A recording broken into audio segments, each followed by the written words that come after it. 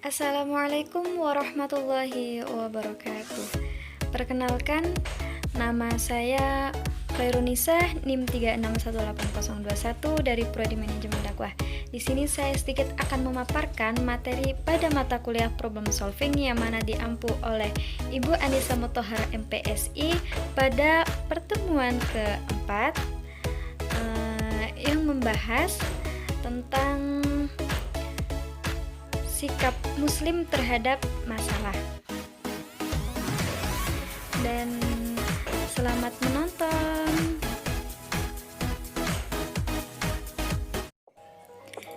Nah, di sini ada reaksi yang umumnya muncul saat memiliki masalah. Yang pertama ada marah. Terkadang kita marah ataupun emosi ketika kita mempunyai masalah. Lalu yang kedua menangis. Dan yang ketiga, menyalahkan diri sendiri atau orang lain. Misalkan, kita menyalahkan diri sendiri. Masalah ini tuh ada gara-gara saya tadi bersikap seperti itu, misalkan. Ataupun menyalahkan orang lain.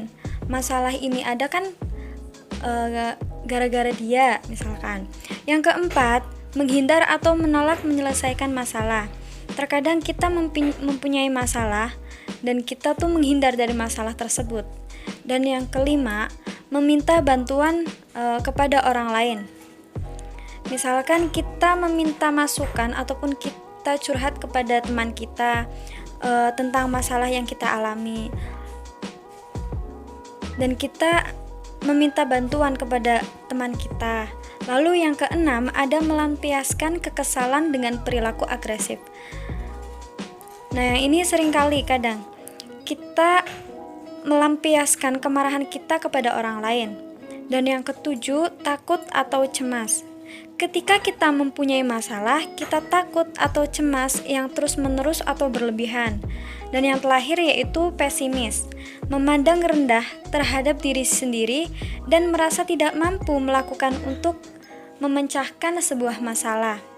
Jadi mungkin 8 reaksi yang umumnya muncul ketika kita mempunyai masalah atau menghadapi masalah. Kemudian ada cara pandang orang muslim terhadap masalah. Bagaimana sih cara pandang orang muslim dalam menyikapi sebuah masalah?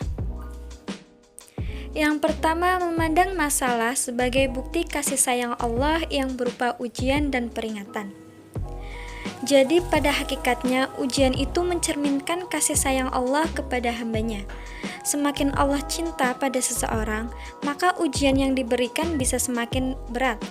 Ujian dan cobaan itu bisa berupa sakit, berkurangnya harta, penderitaan, seperti yang sekarang ini adanya wabah COVID-19. Apapun ujian yang kita terima dalam kehidupan ini berasal dari Allah. Seperti contoh, kita diberi ujian dari Allah berupa sakit yang tidak sembuh-sembuh. Maka kita harus bersabar dalam menghadapi ujian. Dan kita memandang ujian tersebut bukan sebuah masalah maupun keburukan, tetapi kita memandang bahwa masalah tersebut sebagai bukti kasih sayang yang diberikan oleh Allah kepada kita, berupa ujian maupun peringatan, agar kita tetap mengingatnya dan bertaubat kepadanya. Ketika kita mampu menjalani masalah dengan sabar dan bijak, secara tidak sadar, sebenarnya itu bentuk kasih sayang Allah. Ketika kita kembali kepadanya, kita telah mampu menjalani bentuk kasih sayang yang berupa masalah selama kita hidup di dunia. Oleh sebab itu, kita berusaha untuk memahami hidup ini secara keseluruhan, sebagai ujian baik itu berupa kebaikan maupun keburukan. Dan yang kedua, menganggap masalah merupakan media atau cara Allah untuk meningkatkan derajat dan status hambanya. Setiap orang berbeda-beda dalam menghadapi masalah dan menjalani kehidupannya. Semakin besar kadar kesungguhan seseorang dengan segala situasi yang dihadapannya, tentu potensi yang diterimanya juga semakin besar. Allah memberikan amanah yang besar seperti rezeki maupun jabatan. Di dalamnya, dengan adanya masalah yang besar pula, begitupun ketika kita menjalani hidup, tentu apa yang kita dapat dan apa yang hilang, kita merupakan bagian dari cara Allah menguji kita untuk meningkatkan derajat hambanya. Seperti contoh, ketika kita diberi amanah dalam sebuah perusahaan. Di situ kita mendapatkan jabatan sebagai manajer. Nah, artinya apapun yang kita inginkan dan terkabul, di situ Allah akan menguji kita agar derajat kita lebih tinggi. Kemudian yang ketiga, mempercayai bahwa Allah memberikan masalah sesuai dengan kadar kemampuan kita. Allah Maha Adil yang tidak akan memberikan ataupun membebani hambanya di luar batasnya. Contohnya, misalkan si A mendapatkan ujian yang menurutnya sangat berat, kemudian ia melihat si B yang mendapatkan ujian yang lebih berat. Lalu si A berpikir, seandainya ia mendapatkan ujian yang sama seperti si B, maka si A tidak akan sanggup menerima cobaan tersebut. Jadi, bahwa batas kemampuan setiap orang berbeda-beda dalam menghadapi sebuah masalah, dan Allah tidak akan memberikan masalah kepada hambanya di luar batasnya. Mintalah pertolongan dalam menghadapkan urusan atau kesulitan-kesulitanmu dengan bersabar dan menahan diri dari hal-hal yang tidak baik dengan melakukan sholat maupun perbanyak hal-hal yang baik. Dan yang keempat, meyakini bahwa di mana ada kesulitan, di situ pasti ada kemudahan. Seperti contoh, ketika kita akan bepergian dan ban motor kita kempes di jalan, kemudian ada orang yang menolong untuk mendorong sepeda motor kita ke bengkel. Jadi ketika kita sedang mendapatkan kesulitan, kita yakin pasti akan ada kemudahan yang telah Allah rencanakan untuk kita. Oleh karena itu, seorang muslim tidak boleh berputus asa ketika ditimpa kesulitan, karena kemudahan akan datang setelahnya. Selanjutnya, di sini ada sikap ideal muslim dalam menghadapi masalah. Yang pertama, bersyukur tatkala mendapatkan nikmat. Setiap orang hendaknya bersyukur kepada Allah atas nikmat yang telah ia dapatkan dan mengucapkan Alhamdulillah. Seperti contoh, hari ini diberi nikmat sakit, dan kita harus bersyukur apapun nikmat yang telah diberikan oleh Allah kepada kita. Baik itu nikmat sakit maupun nikmat rezeki, kita harus mensyukurinya, apapun itu bentuknya. Yang kedua, bersabar tatkala mendapatkan musibah. Contoh, ketika kita mendapatkan sebuah musibah, rumahnya kemalingan, kita harus sabar dan ikhlas ketika mendapatkan sebuah musibah yang telah diberikan oleh Allah untuk kita. Orang yang sabar dan ikhlas ketika diberi sebuah musibah dan kehilangan, maka Allah memberikan yang lebih dari itu. Yang ketiga, beristighfar tatkala tergelincir dosa. Seperti pada Quran Surat An-Nur ayat 31, dan bertaubatlah kamu sekalian kepada Allah, hai orang-orang yang beriman, supaya kamu beruntung. Contohnya, kita akan bertaubat dan menyesali segala dosa yang telah dilakukan selama ini.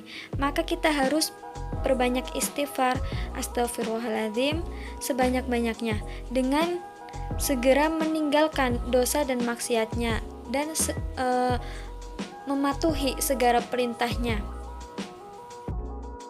Kemudian yang keempat, optimis tatkala menghadapi masalah. Sikap yang senantiasa berpandangan baik dalam segala hal ataupun husnudon, yang memandang segala sesuatu dengan prasangka atau tanggapan yang baik ataupun positif. Seperti contoh, ketika kita akan mengajukan judul skripsi, kita harus optimis ketika judul skripsi kita bisa diterima atau bisa di-ACC oleh dosen bimbingan skripsi. Tidak takut dengan kegagalan, misalkan judul kita belum tepat dan harus diperbaiki, maka kita pantang menyerah, segera bangkit dan berusaha kembali. Jadi kita harus berpikir positif atau optimis kalau kita itu bisa. Kemudian yang kelima, ikhtiar atau berusaha menyelesaikan masalah. Ikhtiar berusaha atau usaha seseorang dalam memperoleh sesuatu yang ingin dicapainya. Contohnya, ketika kita ingin masuk kepada universitas yang diinginkan, kita harus berikhtiar atau usaha. Ya, usahanya dengan belajar terus-menerus agar kita bisa diterima di universitas yang kita inginkan. Lalu yang keenam, bertawakal atau berserah diri kepada Allah setelah berusaha. Menyerahkan segalanya kepada Allah terhadap suatu keputusan ataupun suatu keadaan kepada Allah. Tawakal ini harus disertai dengan sikap optimis dan husnudon kepada Allah, bahwa apapun yang akan menjadi sebuah ketetapan, baik itu sebuah keberhasilan maupun kegagalan, adalah keputusan yang terbaik. Contohnya, sebagai pelajar saat kita menghadapi ujian, kita harus bertawakal, juga harus berdoa, tetapi sebelum kita bertawakal, kita harus belajar terlebih dahulu dan mempersiapkan diri dengan sebaik-baiknya. Kemudian yang ketujuh, qanaah dalam menerima semua yang diperoleh atau yang terjadi padanya, baik hal buruk maupun yang baik. Qanaah atau menerima apa adanya dalam artian bukan hanya menerima apa adanya tanpa adanya usaha ya. Seberapapun hasil usaha, sedikit atau banyaknya ia menerimanya dengan lapang dada dan rasa syukur. Contoh, misalkan dalam sebuah rumah tangga diberi rezeki banyak maupun sedikit, harus tetap bersyukur menerima apapun yang telah diberikan oleh Allah. Akan tetapi kita tetap berusaha dengan bekerja keras. Jadi orang yang qanaah adalah orang yang telah berusaha semaksimal mungkin dan menerima hasil dari usahanya tersebut dengan rasa syukur dan adanya usaha untuk berusaha mencapai yang lebih baik. Kemudian yang ketelahir, tidak pernah putus asa untuk berdoa kepada Allah Subhanahu wa Ta'ala. Seperti pada surat Al-Mu'min ayat 60, berdoalah kamu kepadaku, niscaya ku perkenankan permintaan kamu itu. Kita sering kali putus asa dalam berdoa, karena kita merasa doa-doa kita belum diijabah oleh Allah. Sikap menyerah dan putus asa itu disebabkan oleh manusia tidak menerima atau merasa tidak yakin bahwa apa yang ia minta melalui doanya akan benar-benar terijabah. Contohnya, kita pengen naik haji nih, dan kita sering berdoa agar bisa naik haji, akan tetapi Allah belum mengabulkan doa kita. Ya, kita harus berdoa terus-menerus kepada Allah, meminta agar apa yang kita inginkan semoga terkabulkan. Kita lupa bahwa ijabah atau tidaknya suatu doa itu adalah hak Allah. Sekian video pemaparan materi yang telah saya buat. Apabila ada salah kata, saya mohon maaf. Billahi taufiq wal hidayah. Wassalamualaikum warahmatullahi wabarakatuh.